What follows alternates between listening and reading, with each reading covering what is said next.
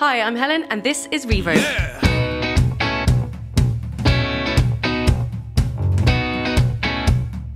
In this episode of Reverb, we get the lowdown on downloads. Then we catch up with One Day International at Live at the Odessa Sessions. And over in Radio City, we speak to the Spikes at the launch of their debut album, Urges and Purges. And singer Pádraig Rush tells us what it's like to be going solo after 6 years with the Dublin Gospel Choir.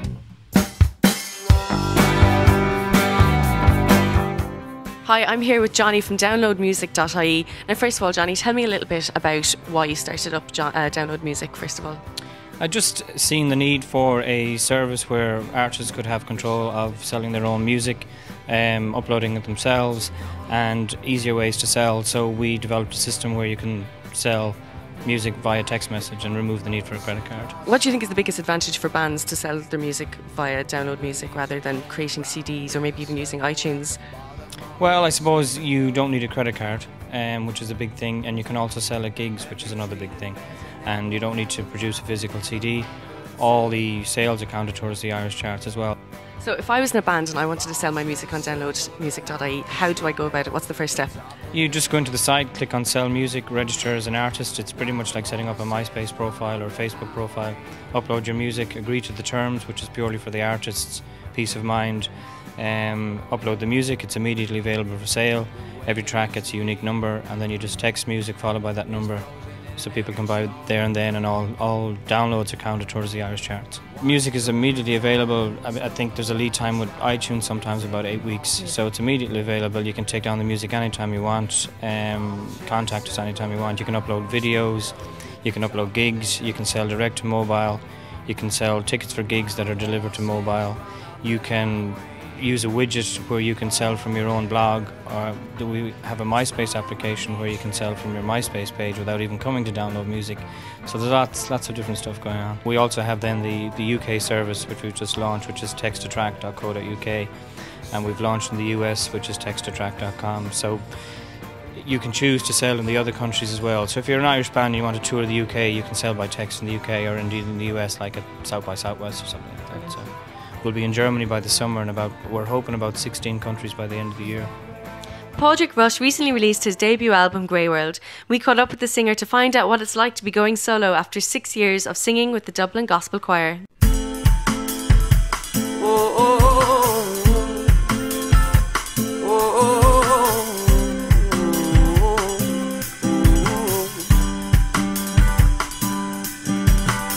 Hi, I'm here with Pádraig Rush, who is just about to release his album Grey World this weekend in the Sugar Club. Pádraig, thank you for joining us. Thanks, nice to be here. You were previously a member of the Dublin Gospel Choir, so going solo, was that a big step for you? Is it quite scary going out there on your own? Yeah, I suppose, you know, for the last 8 years, I spent 6 years with the choir, more or less full on gigging. So with 20 or 30 people around you on stage. So last year when I left, I suddenly found myself on the stage by myself with a guitar. It was a bit freaky. Yeah. So now I've got a 5-piece band and 5 backing singers there around me. So I found a nice middle ground. So I'm in my comfort zone again. It's good. So you've got your backup. So you're practically in a choir again. yeah, it's just my own kind of secular kind of jam. Pádraig Rush choir. Yeah. Pádraig Rush band or whatever you want to call it. And so recording the album, like, you obviously went away and wrote all those songs yourself. Yeah. What inspired your album? Well, I suppose I started writing the album 8 years ago. Wow. So, I kind of joined the gospel choir thinking I'll do this for a year or two and then I'll get back to my album kind of thing. And I was 6 years with it. So it's kind of, as far as inspiration, I mean, there's songs in there that are 8 years old. And then there's stuff that's in the last year. I suppose some of the more recent stuff would kind of be a bit more political as well, I suppose, because I think the world has gotten very political. So I think it's kind of hard to stay out of that if you're gonna write about your own time and where you are at the moment. So. And have you made a conscious decision to make the sound very different from what you were doing in the Dublin Gospel Choir? Like, do you want to kind of step away from being associated with them and be recognised in your own right with a different sound? Yeah, I mean. Yes and no, I suppose, really. I consciously set out to make a kind of a folk rock soul album. predominantly soul, but then to bring in a few elements, but strictly not a gospel album. Also, your album Grey World you had a thing on MTV about what was it, Get Seen, Get Heard. Yeah. You were like the only unsigned Irish band or act to actually get onto this. That's right. Pretenders. How did that work out? I mean, that was brilliant just for exposure and that. So basically somebody came along with a dodgy cam and recorded one of our gigs and posted it up on MTV Flux, and it was for the UK and Ireland. So we thought, okay, that's cool. People in the UK might get to hear my music, because at this stage I'd only gone solo a few months, and then they had 200,000 votes, and we ended up being in the top 25 acts. And then TV crew came over to Ireland from MTV and just did a whole piece around us and a live performance, and that aired for 3 months over there, MTV One and TV Hits and all those things. So so it was really brilliant, as far as even MySpace, suddenly people saying, hi, I'm from Scotland, I saw you on the telly the other day, I loved your song, when can I get it? So it's great in that way, because at the moment, like, we're just gigging in Ireland, we're focusing on Ireland, but it did help. It opens that door. It did open doors, yeah, definitely. And you have a website, it's projectrush.com. Yeah, with all the dates, yeah. Everyone can have a look at that and find out when you're going to be playing. Yeah, Thanks so much for talking to us. Thanks for having me. We like to keep you in the know, so here are some gigs we recommend you should check out over the coming weeks.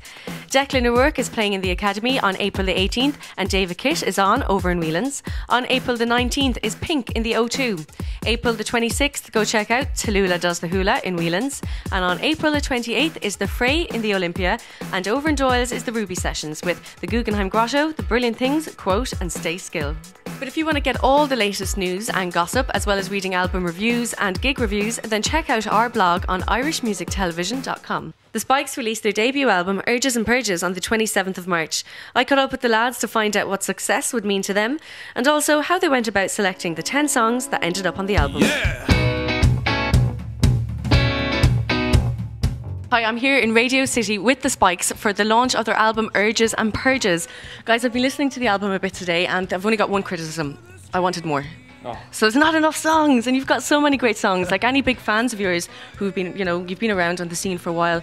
So how did you pick which songs went on the album and which ones didn't? Seeing as there's quite a few there that weren't on. Well, I guess we had a long time to play. We played all of the songs live for so long, and I guess a lot of it was based on the feedback we got. Everyone has their favourite tracks, and we kind of based it on that a lot, and of course on the songs that we enjoy playing and we think that represent us the most, but I guess that was the process. And you released the album on your own record label, Thick Neck Records. Why did you make that decision? Basically just to sort of to remain the owners of the whole thing, and when the money rolls in, we don't have to share it with anybody. That was kind of the idea, but no, just to get it out. So did you produce it all as well yourself? Well, basically we worked with Kieran Bradshaw, who engineered and produced it along with ourselves, and then Fergal Davis mastered it here. So I mean, really good pedigree of people working with us, and absolutely delighted with the results. Yeah, very, very happy. Yeah. For you guys personally, what would it mean what is success? How would you define success, and what you are aiming for with this album? Well,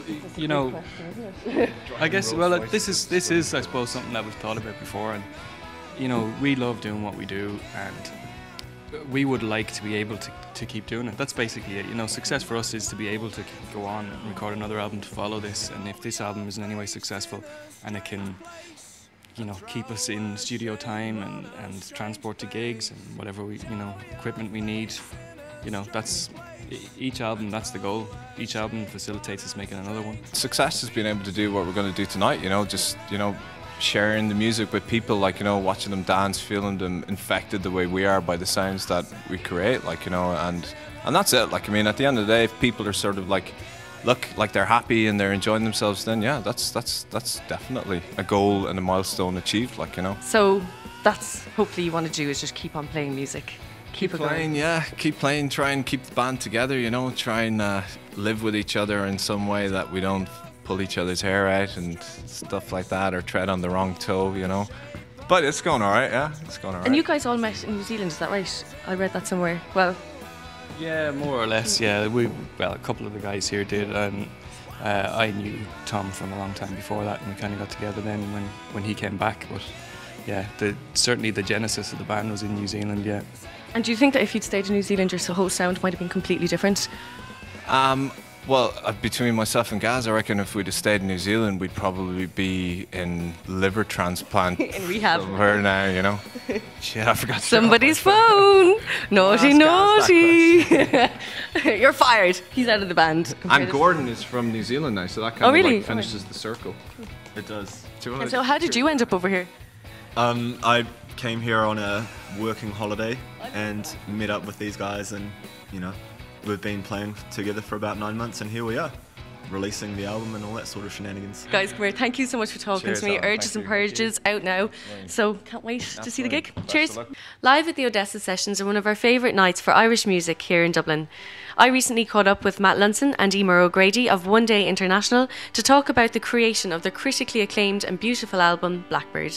Your album Blackbird's just recently been released. How has that affected playing gigs and stuff? Is it nice to hear people playing along with your songs or singing along with your songs rather? Yeah, it's definitely starting to happen, Yeah. which is great, and it's sort of, it's it's kind of unexpected when it does, but it was brilliant. We had a great show in Galway a few weeks ago, and that was amazing. Like, it was sort of the first time I was like, whoa, okay, that's definitely different. You felt the energy coming it back was from the amazing. audience. Yeah. Cool. And that was an album that you worked on with Brian Crosby from Bell X1. How did it feel working with someone with his calibre and experience? It was brilliant. Like, we kind of felt like we were making the band as we were kind of making the album, and so we found a way of working that he kind of provided like a discipline, I guess, on proceedings, and it just made the whole process kind of streamlined, if you like, and really productive. Like, we felt like we got a lot done in a relatively short space of time, in a way. When you're actually playing gigs, I think the sound is a lot bigger for you guys. You know, you have like a really big sound. You've got some really talented musicians. Do you enjoy playing live gigs a lot more than working in the studio, or do you prefer working in the studio? How does that work? I think by the time we go back to, we're going back to the studio again, we'll hopefully be tired of playing live gigs and be really itching to get back in the studio. At the moment, it's amazing to play live together because, with a year of kind of playing live under our belt now, we're really playing together probably a lot better than what we were when we first started making the record.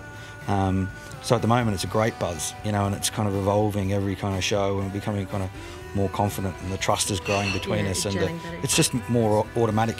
Yeah. But as I say, when we've written a bunch of songs, I think the way we'll probably record the next album is to capture that and go into a studio for a really concise amount of time and play as a band and have minimal amount of overdubs and stuff like that. So. And One Day International, you're obviously big cricket fans. Kind of. Not. Didn't. Where did that name come from? Well, it's I was aware, obviously, particularly being Australian, when we were thinking of a name that we would be sharing our name with a form of cricket, but we kind of named the band that in spite of that, as opposed to kind of, because of it. That, yeah. I just really liked the sound of the words strung together. Literally, that was all it was. And so, hopefully, I think we'll outgrow that kind of connotation, and people will associate. If you Google One Day International, it actually comes up first now above all the cricket things. So. I've noticed. Victory. You've won. Yeah. Guys, thank you for talking to me. I'm looking forward to hearing you play tonight in the Odessa Club, and best of luck for South by Southwest and everything in the future. That's all we have time for in this episode of Reverb. Thank you for watching, and we'll see you next time on IMTV.